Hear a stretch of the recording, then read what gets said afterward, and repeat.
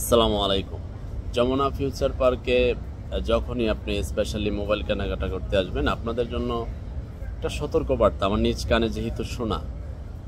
অন্য কিছু কেনাকাটার ক্ষেত্রে আপনার অভিজ্ঞতা থেকে আপনি বলতে পারেন, আমি আমার জায়গা থেকে বলি। আমি একটা দোকানকে প্রশ্ন করেছিলাম যে অমুক ব্র্যান্ডের অমুকটা ইনটেক দেওয়া আছে কিনা। অনেক ইউজড মাল আছে, লাকেজ মাল আছে, জানেন হয়তো আপনারা, নিশ্চয়ই জানারই কথা স্বাভাবিক দৃষ্টিকোণ থেকে। তিনি বলেন আমার এখানে নাই, তবে আমি দেখি। পরে পার্শ্ববর্তী একটা দোকানকে প্রশ্ন করলেন, ধরেন একটু বডি এভাবে সাইড হয়ে পরে প্রশ্ন করলেন। তো আমি নজর রাখছিলাম যে ওই বিক্রেতাকে প্রশ্ন করলে ওই বিক্রেতা কি উত্তর দেয়। তো বিক্রেতা একটু মিডিয়াম ভয়েসে বলতেছে যে ইনটেক এখানে নাই, তবে আছে, এখানে রেডি করে দেওয়ার ব্যবস্থা আছে।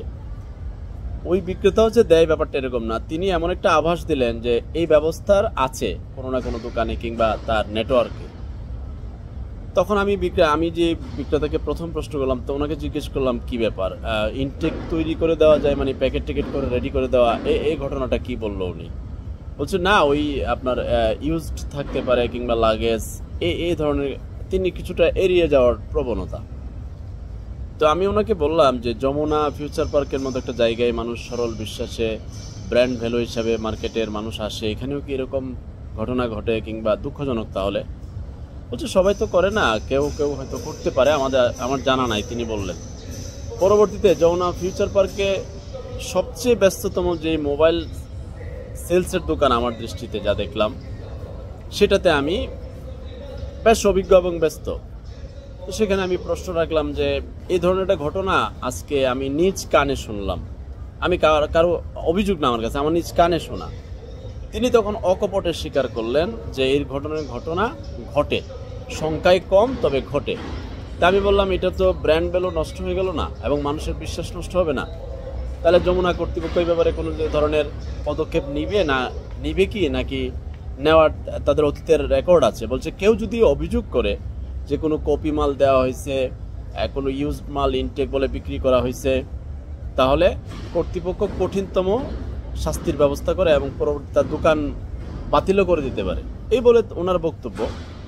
বাকিটা আমি জানি না। তো এখন আপনাদের জন্য সতর্কবার্তা থাকবে, আপনারা একটু সচেতন থাকবেন কেনাকাটার ক্ষেত্রে, স্পেশালি যেহেতু আমার নিজ কানে শোনা।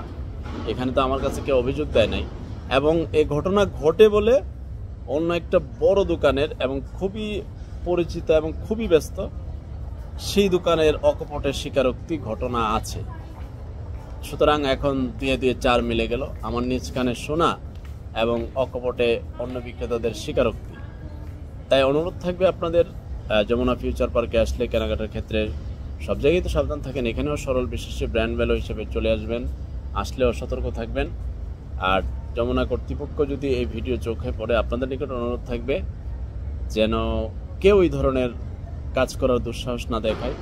এটা আপনাদেরই প্রতিষ্ঠান, মার্কেটের ভ্যালু অনেক নষ্ট হবে, মানুষ তো অনেক বিশ্বাস করে এখানে আসে।